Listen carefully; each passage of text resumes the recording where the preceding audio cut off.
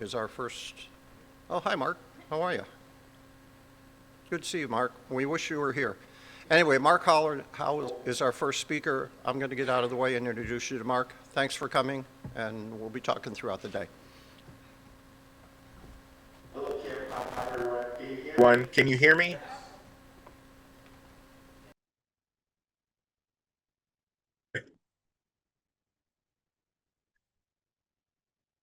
Can okay. I just wanted to say I second Kip's offer of showing the Penn State Ohio State game. I'm an alum of Penn State, so any opportunity I get to watch a game, especially living here in northern lower Michigan, we tend to have a couple of other teams that occupy the television listings on weekends. So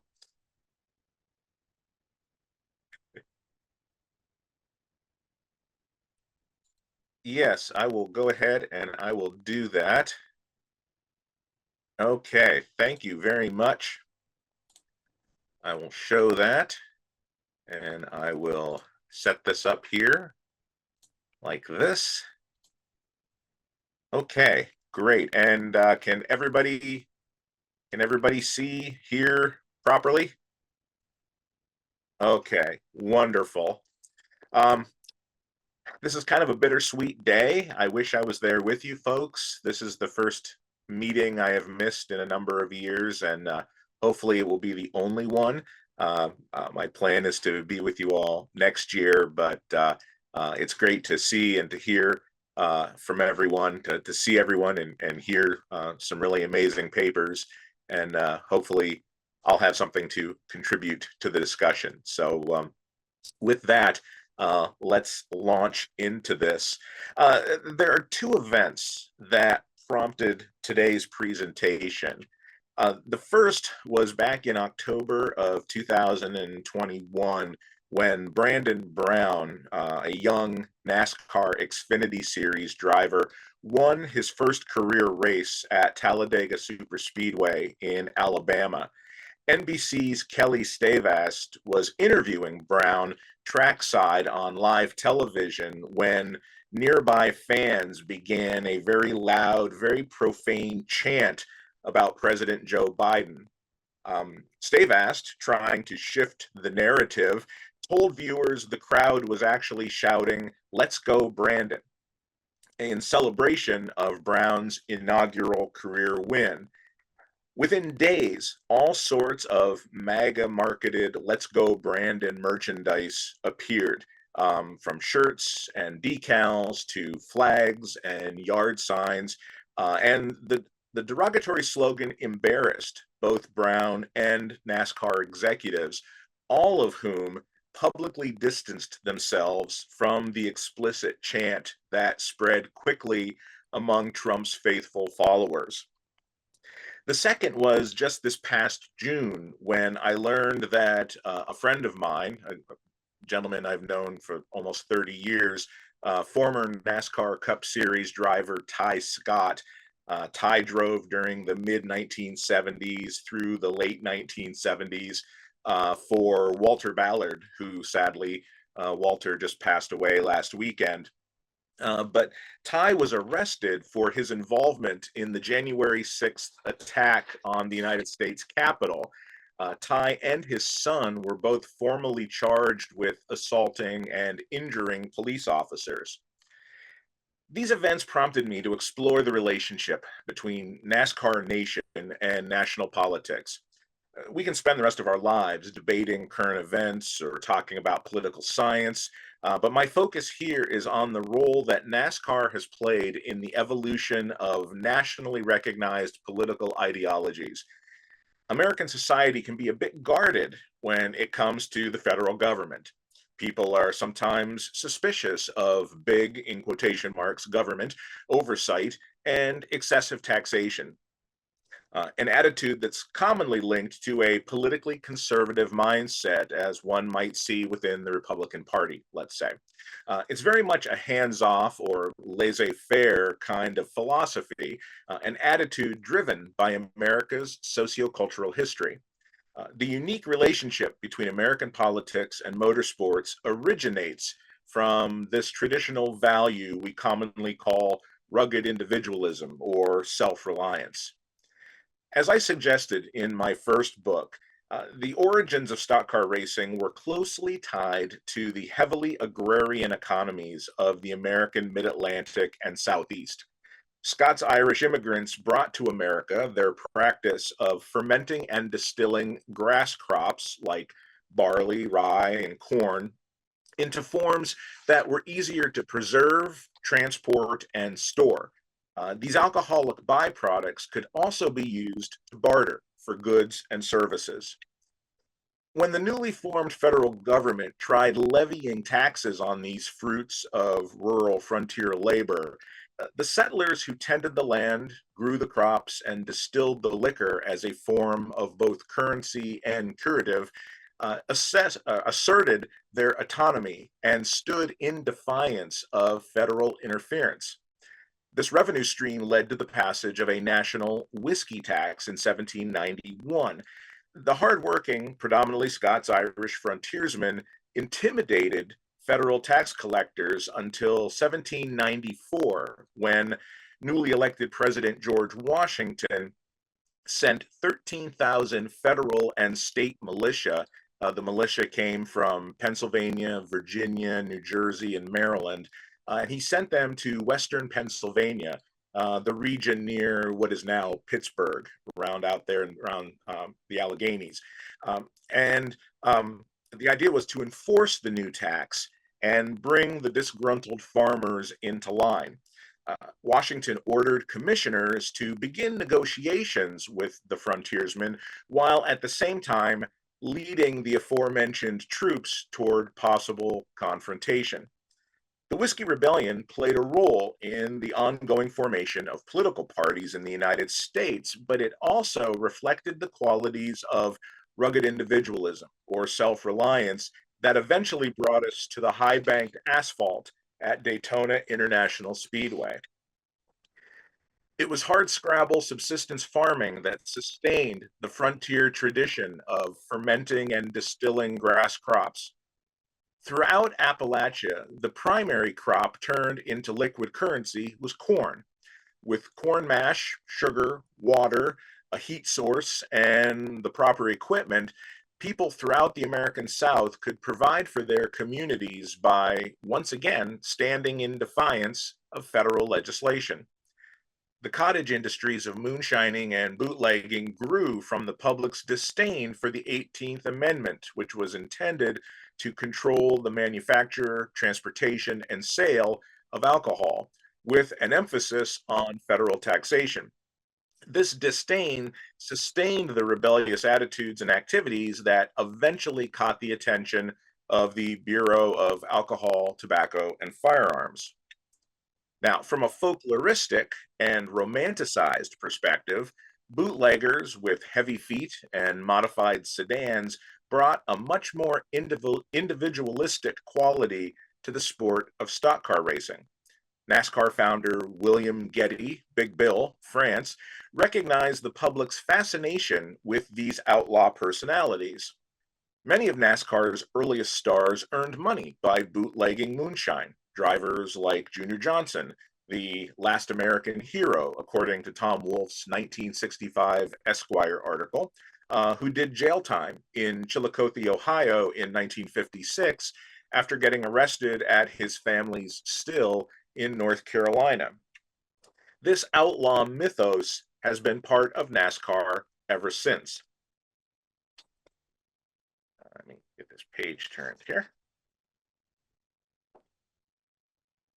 Race teams operate as independent contractors.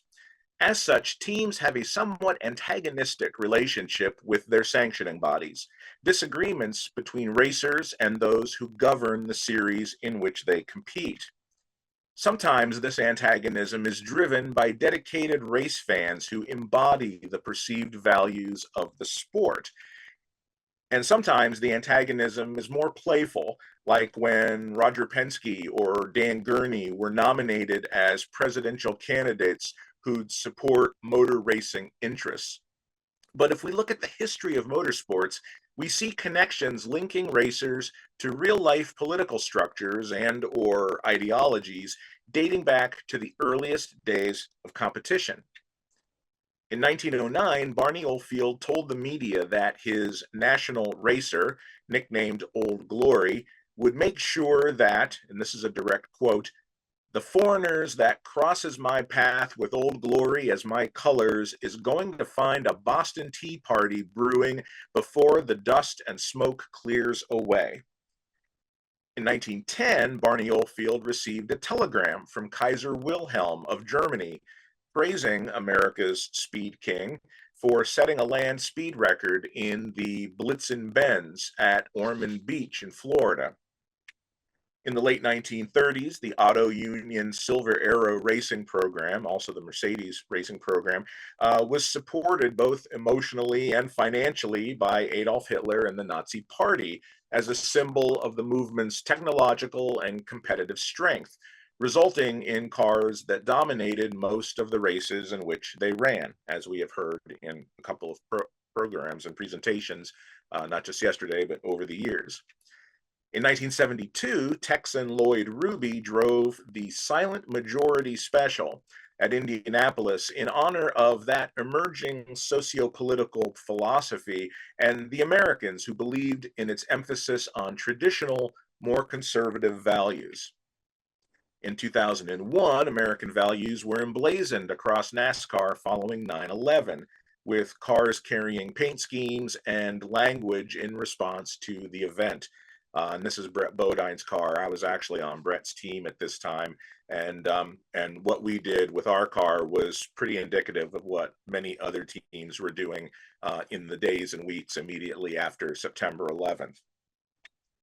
In 2013, Texas Motor Speedway hosted the NRA 500 NASCAR Cup Series event with the full support of Republican Governor Greg Abbott. And in 2015, Republican interests increased voter turnout in Florida with the Rev the Vote sponsorship program of teams in both the Xfinity and the Cup Series. Now, motorsports are at the mercy of their respective collective economies. NASCAR Nation has been affected by the cost of competition for race teams and by the cost of consumption for race fans. In NASCAR Nation, as we often say in the study of popular culture, you pay for the privilege of taking part in the event. Big Bill France understood this all too well. He knew that stock car racing was a viable way to grab people's attention, and he knew that politicians would most likely want to get their names and causes in front of an audience. In 1972, France used his influence to win the state of Florida for presidential candidate George Wallace. France helped guide Wallace's campaign because Wallace, as governor of Alabama, allowed for the construction of the Alabama International Motor Speedway in 1968. Wallace's campaign ended, however, after he was paralyzed in 1972 in an assassination attempt. That said, NASCAR slowly grew into a viable political force, its influence wielded by the France family and extending to the White House. NASCAR was a conduit for capitalizing on and exploiting the sociocultural attitudes and interests of its fan base. During the oil embargo of 1974, some of us remember that, NASCAR came to the aid of President Richard Nixon and shortened the distance of that year's Daytona 500 and select other races by 50 miles. To the federal government's surprise, NASCAR wound up consuming 30% less fuel in 1974 than it did in 1973, and the restrictions were summarily dropped in 1975. In gratitude, President Nixon held a gathering at the White House to commemorate race teams for their achievement and for their civic duty. Junior Johnson's official pardon by President Ronald Reagan in 1986 reflected the long and ideological relationship between NASCAR Nation and national politics. As a sport with significant corporate ties, NASCAR promotes consumerism, and as a characteristically, American sport with a discernibly Caucasian, Christian, family-oriented, working-class audience, NASCAR became a safe haven for conservative causes. In 1984, Reagan flew to Daytona International Speedway to watch the Firecracker 400 on July 4th. It turned out to be the day that Richard Petty won his 200th career NASCAR Cup Series race. To honor Petty's accomplishment, the president sat down with NASCAR teams to enjoy a picnic of Kentucky Fried Chicken and Pepsi Cola, both companies being loyal NASCAR sponsors. The day resulted in some of the most recognized photographs in auto racing history, and not entirely because of Petty's milestone victory. In fact, one of the most famous photographs is the one of Petty running down the backstretch at Daytona while Air Force One is coming in for a landing at the nearby airport. And it's kind of a picture that became sort of famous and kind of synonymous of this connection between politics and NASCAR. Richard Petty is NASCAR's most famous or most recognized Republican. His family's roots in racing go back to the bootlegging days when his father, Lee, hauled moonshine in North Carolina. Despite his political leanings, Richard Petty was a founding member of the Professional Drivers Association that boycotted the inaugural NASCAR Grand National race at Talladega because of safety concerns. Richard also won the 1979 Daytona 500 that, number one, put NASCAR on the national radar, and number two, leveled financial penalties on Cale Yarborough and the Allison brothers for their televised post-race fight. As Bobby Allison once told me, the punishment that cost his family income ended up earning tens of millions of dollars for NASCAR because NASCAR used a lot of that footage in promotional materials. Such hypocrisy puts NASCAR in an uncomfortable position. Every event on the NASCAR Cup Series schedule is televised, and such coverage provides extensive optics for the enterprises that put their names on cars each week. Such optics can, unfortunately, rile the ideological emotions of NASCAR Nation. We saw this when NASCAR decided to ban the Confederate flag in the wake of the Black Lives Matter movement a few years ago.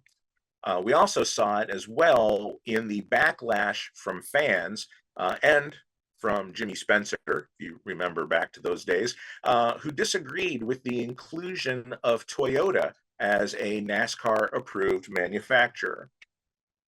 These same optics can celebrate the ideals promoted by NASCAR itself, such as the customary pre-race flyovers featuring military aircraft.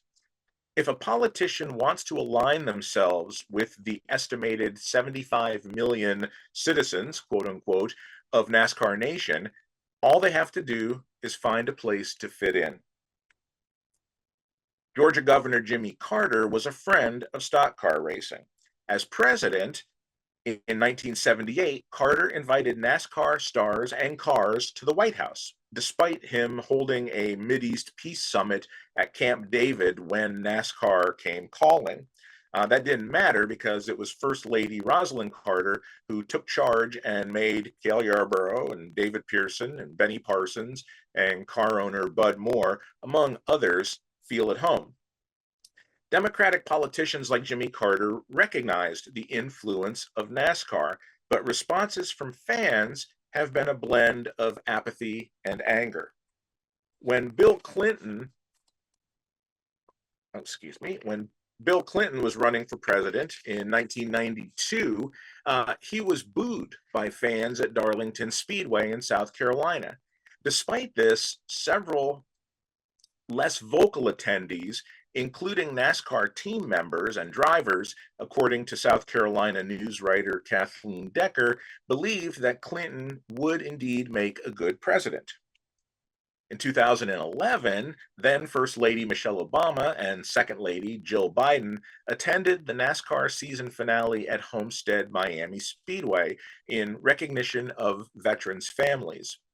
And they too were enthusiastically booed. A writer from Great Britain posited that NASCAR fans perhaps were threatened by intelligent, independent women, and perhaps that was true.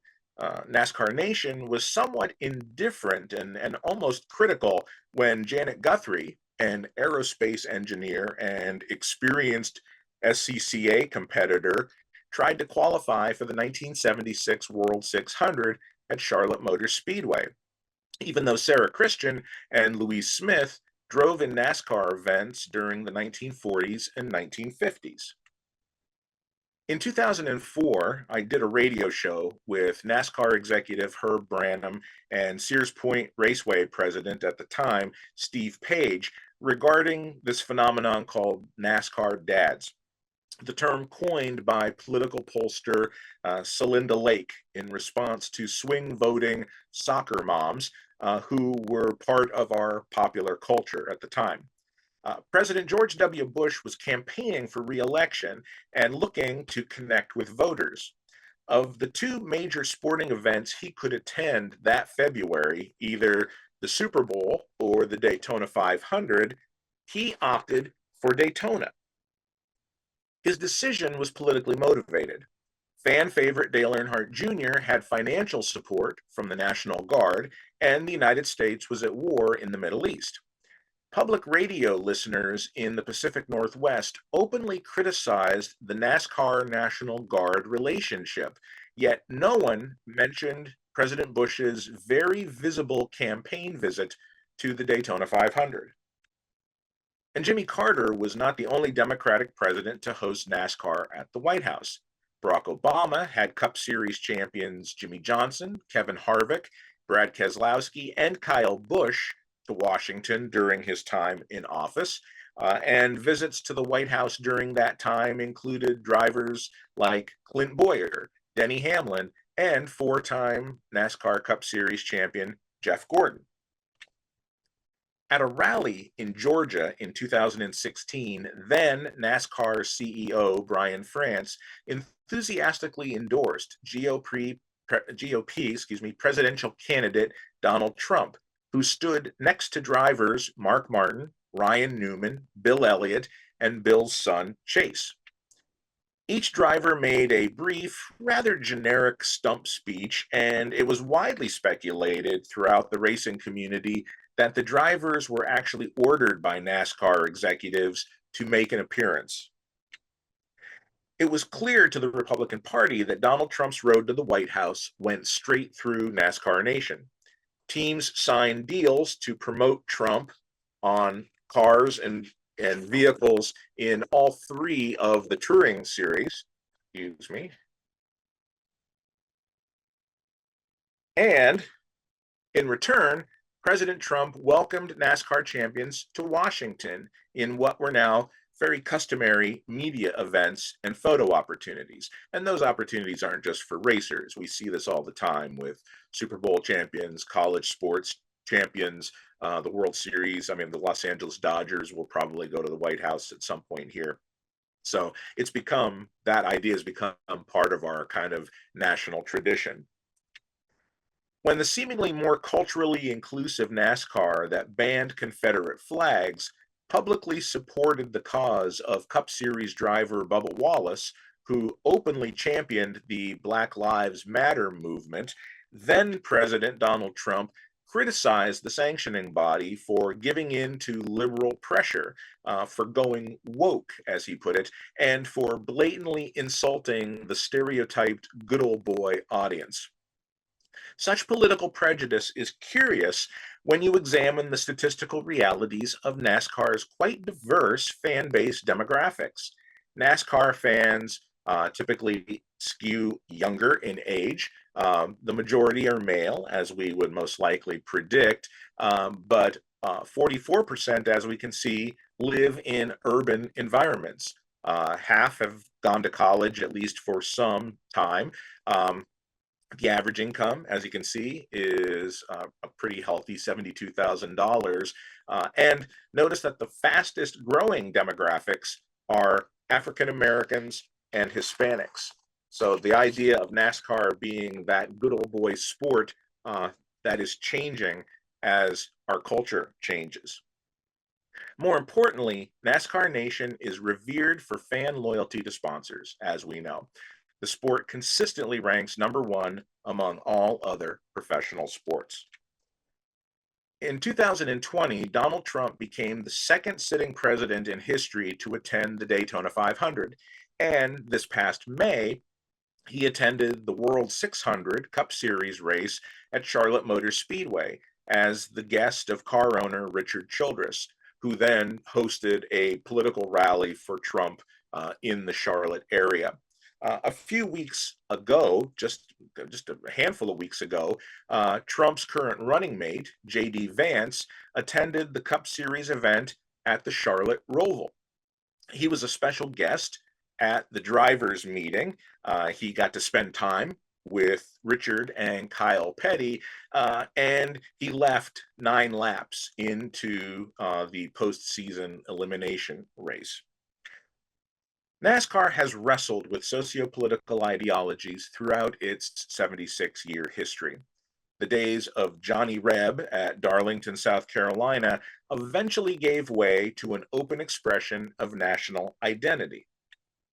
While Donald Trump is hoping for votes from the NASCAR fan base of yesteryear, today's NASCAR is now currently facing a federal antitrust lawsuit brought on by a Cup Series team owner who is also one of the most famous and beloved African American athletes of all time.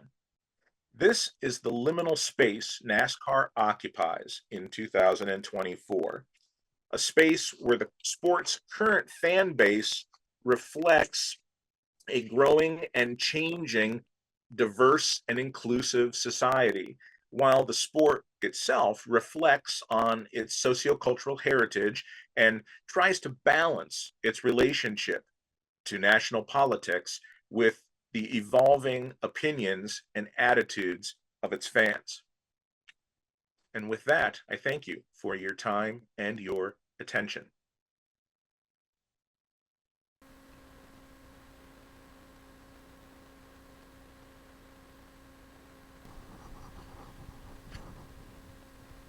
Mark is always very interesting and obviously very appropriate with an election coming up in several days here.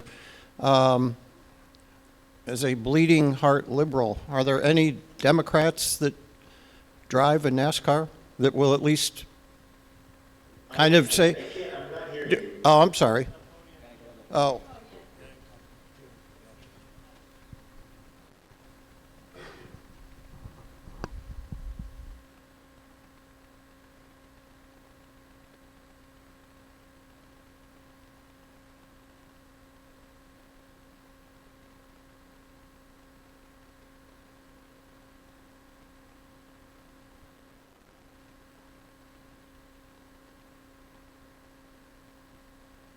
Uh, Not that I have seen or come across. I'm sure there are people, and I guess that there are folks who have liberal sensibilities, but um, for them to come out publicly and to admit that, I think in some cases might be sort of not career suicide, but at least career possibly damaging. And again, it has to do with that. I guess that who are you as the individual? Are you part of this team and what they espouse, or do you stand out and stand out for yourself? I'm guessing probably Bubba Wallace, I would say, is probably the most liberal of the drivers. And whether some of the guys in his, kind of posse, I mean, you've got, Ryan Blaney and some of the younger drivers there, Chase Elliott.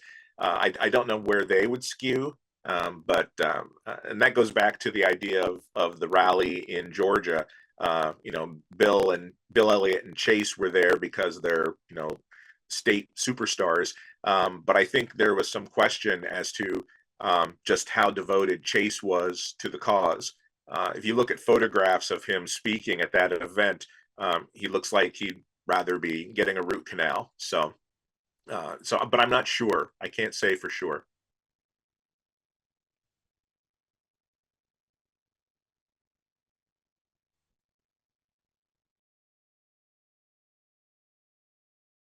Hey, Mark, it's Don. Can you?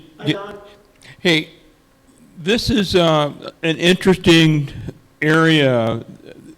How much more exploration do you think we should be taking in this ideological? We tend to be focused on, Paul Bax has done with fascism, Uli Dai has done with the National Socialists in Germany. But when I first saw this topic, it was like, how much has there really been done on this? Seemed like a very unique approach you're taking. That's a good question. I mean, just from the American standpoint, I mean, this idea of self-reliance, I mean, we kind of, those of us who teach literature, we kind of lump that into Ralph Waldo Emerson, and all of his addresses about self-reliance. But, you can go back to de Tocqueville, you can go back to those very early days of, the new country, the emerging country of the United States, and you see that idea. You see that, one of the things de Tocqueville wrote about, was seeing, this independent spirit. Americans didn't have to answer to a king. They didn't have to answer really to anybody. And that's kind of where that thread became part of our collective fabric, I think. But yeah, I don't know. There's really not a lot that's been done looking at this connection, and yeah, there's more work to be done, certainly.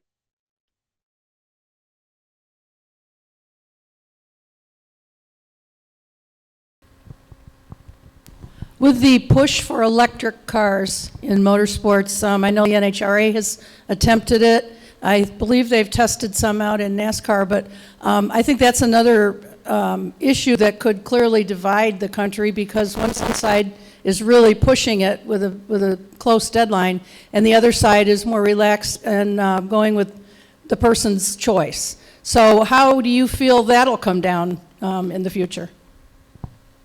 That's going to be the next tipping point, I believe. That's a good observation to make, because the car of tomorrow, or the next gen car, which is the direct descendant of the car of tomorrow, the next gen car has been designed to contain regenerative equipment. The idea that they could make those cars hybrids very easily they have the room, under the hood and around the chassis to put that regenerative equipment. NASCAR they tested an electric vehicle out at Chicago during the summer, and again, it was all about optics. It was getting that particular car in front of an urban, probably a little more liberal audience, and I think the fan feedback was pretty exciting. But that's going to be a direct sort of assault to those traditional sensibilities of, the internal combustion motor, fossil fuels, the roots of what made automobiling, even though electric cars, as we know, go back to, the turn of the 20th century. Um, the electric cars were on the streets, back in the early 1900s. But I think, yeah, I think it's gonna create a real divide within NASCAR Nation, because you're gonna have the younger audience that's leaning toward that more environmentally conscious idea. NASCAR went that way. NASCAR has a very active, green, sort of environmentally conscious uh, aspect to it. They encourage recycling of oil. They encourage recycling of products. They plant trees at all the different venues around the country.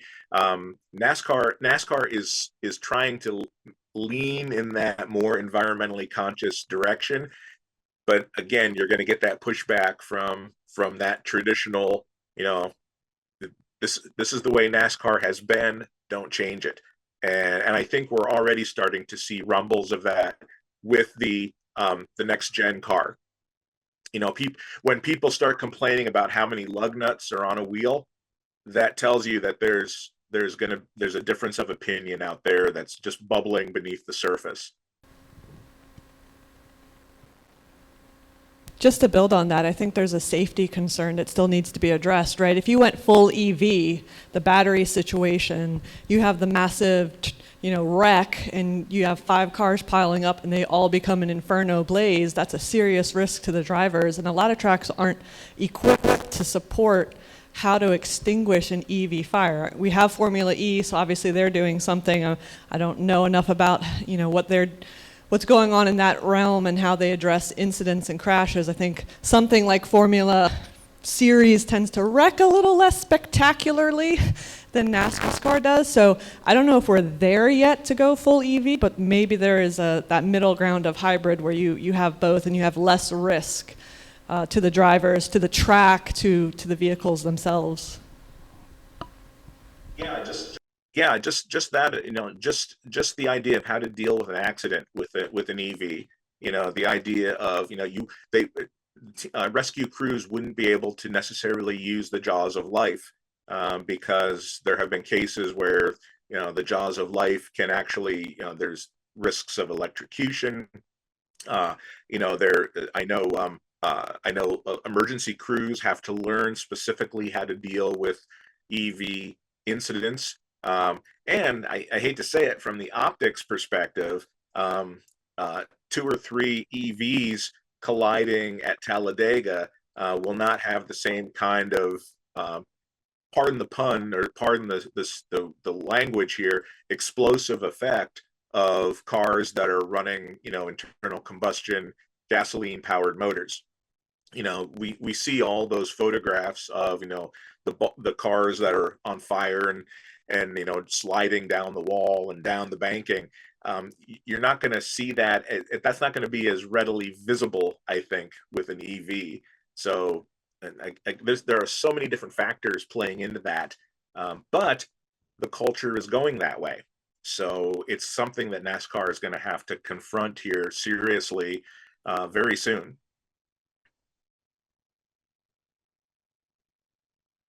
Politically, I just like the sound of 40 V8 motors going around Talladega.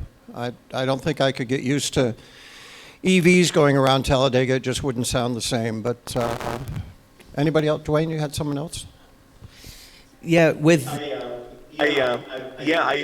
did an interview with Bloomberg back over the summer, and the writer was talking about how Dodge was ceasing manufacture of gasoline powered internal combustion, their muscle cars, Chargers and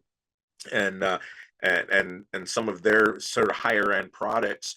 And this idea that I guess you can actually flip a switch in the car and make it sound like an internal combustion motor, so that if you really miss the sound of big iron under the hood burning gasoline, you can essentially tweak the sound of the car so that it copies that particular kind of resonance, as opposed to just this kind of whoosh going by you on the highway.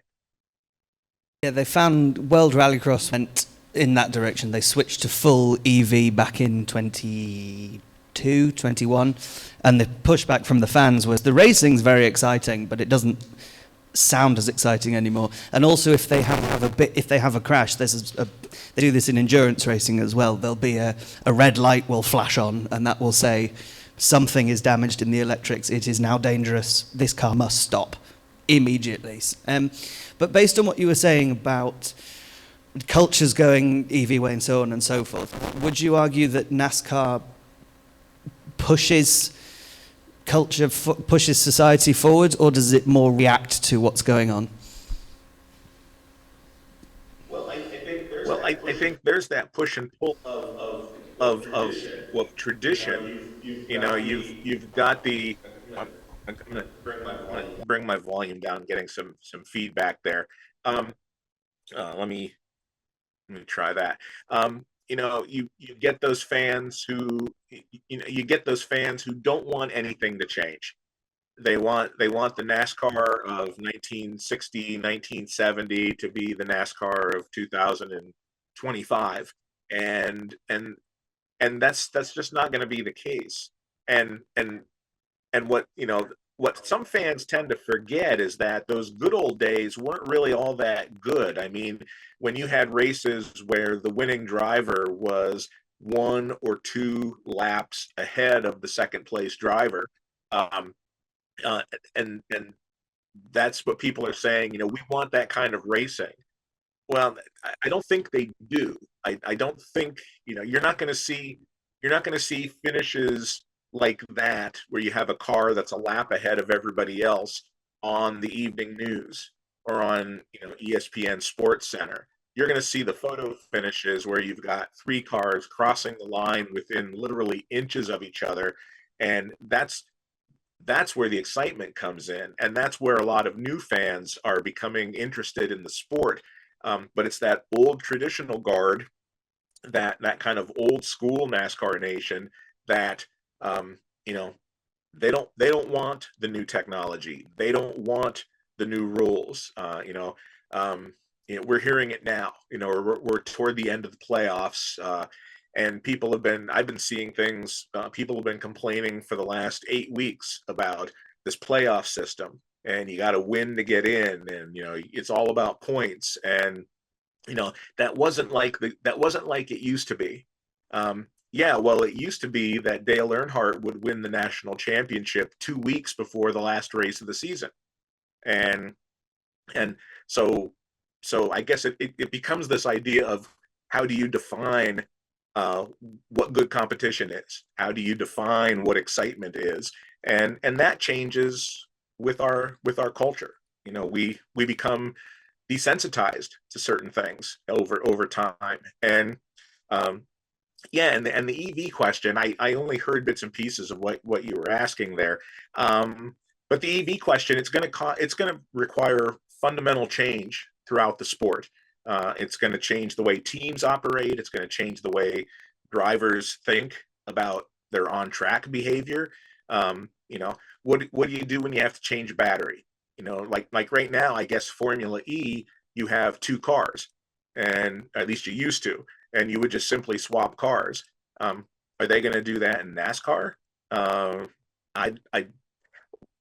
It's still uncharted territory, and the sanctioning body, I think, is trying to sort of think in that direction, start moving in that direction. But again, there's going to be some real criticism coming back from those old school fans who they don't want to see that big brother control mechanism coming in. Even though that's what NASCAR has been since 1948. Bill France, as Quinn said yesterday, Bill France, was a benevolent dictator. That's the way he operated. It was his show, and so those two attitudes probably aren't going to play well together over time. Is that a real car behind you or a photo? Excuse me, I didn't hear that. Is that a real car behind you in the background, or is that a photo? I wish it was the real car. It was the real car. That is a photograph of, it's a reconstruction of Mark Donohue's 1970 AMC Javelin. And it's a reconstruction. I forget which museum did it, but it's in a museum collection somewhere along the East Coast.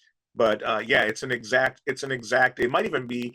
I don't know how much of it is the original car, but it's yeah, it's as close as they could get to Donohue's 1970 Javelin. Anyone else? Any internet, Eric? Okay, Mark, that was terrific as always. Thank you so much. Round of applause for Mark, please. Thank you, Kim. Thank you, everyone.